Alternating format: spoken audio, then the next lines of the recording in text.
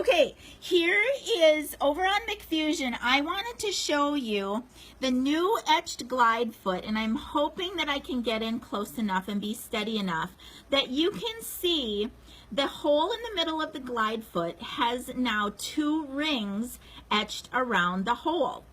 The first ring is a 1/2 inch diameter. So that makes the radius 1/4 inch, which means from the center of that hole to the first etched ring is 1/4 inch. And that's a very useful marking for all of us, right? We know that our normal foot that comes with the machine has 1/4 inch diameter to it automatically. Okay, so there's the first ring is 1/2 inch, which is 1/4 inch from the needle.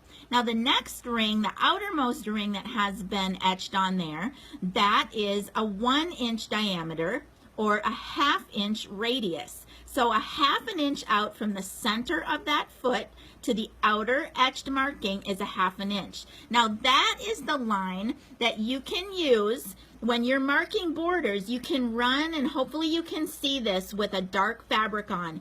You can see that the outer etched ring. If you run that right along the edge of your quilt when you're marking, that will make your stitching a 1/2 inch from the edge of the quilt, which means when you attach your binding, that's going to be a good 1/4 inch. You're going to have still a bit of a gap there so that your binding does not cover up your stitching, right? So that is one of the main reasons why I asked my etching source, my engraver, to put the 2 rings on my glide feet that I'm reselling to you, okay? Now, many of you have asked me in the past why I have had this foot on McFinity.